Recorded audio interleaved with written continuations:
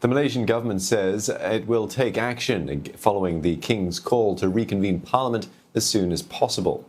But the Prime Minister's office is yet to specify what steps it will take. The country's 9 state rulers have agreed there's no need for the country to extend a COVID-19 state of emergency. Melissa Goh joins us live for more on this. Mel, pressure now on then for Prime Minister Muhyiddin to act? Not quite, Steve. Sources within Prime Minister's office are telling me that the government will stick to its national recovery plan that aims to exit the pandemic and the lockdown by year-end. Now, although in a statement, Prime Minister Muhyiddin's office said that the government has taken note of the King's wishes for the Parliament to reconvene as soon as possible. The lower house will probably resume its sitting most likely in September, emphasizing that all the actions taken so far were in accordance to the federal constitution and the prevailing laws in the country.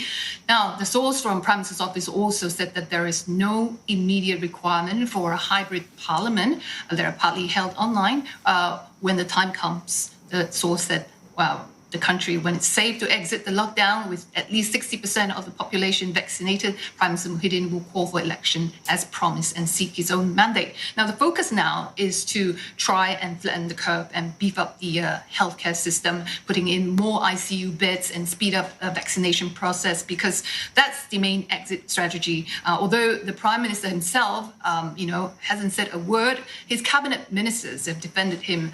What the King wants is in line with the government's. They said, besides, the Law Minister Takiuddin Hassan also said that the King, Sultan Abdullah Riayatuddin, never mentioned a time frame. So that's left to individual interpretation. Of course, the opposition Pakatan Harapan coalition is saying that, as soon as possible means that the King wants the Parliament to sit immediately. Now, opposition leaders, including Anwar Ibrahim, they have called for Prime Minister Muhyiddin to resign honourably if he were to refuse to reconvene Parliament soon. But Mr. Muhyiddin appears to be taking his own time. The Speaker isn't rushing him either. It's up to the Prime Minister, he said, to set a date. Now, September is okay. He said it's a rational time frame. It's not too late. But many political analysts I spoke with today are saying that the timing, in a way, will also be determined or depend on its largest ally, UMNO. What UMNO wants. Now, Mr. Muhyiddin's challenge over the next 2 months before the emergency expires on August 1st will be to keep his bloc of MPs together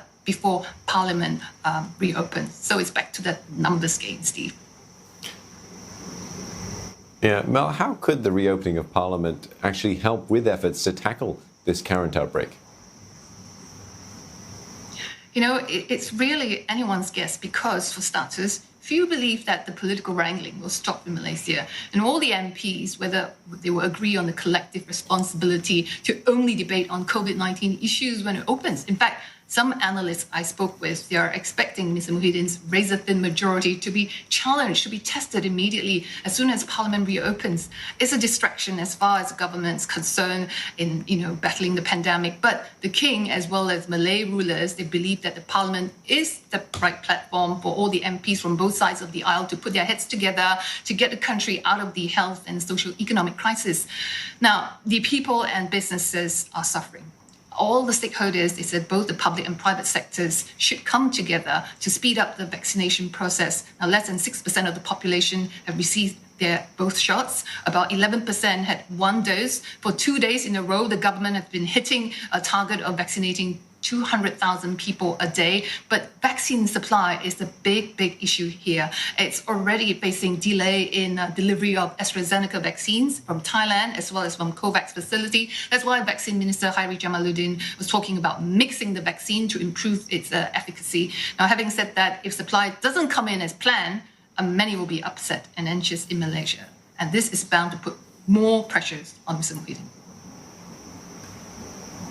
All right, thanks for getting us up to speed with that. Melissa Goh speaking to us from Kuala Lumpur.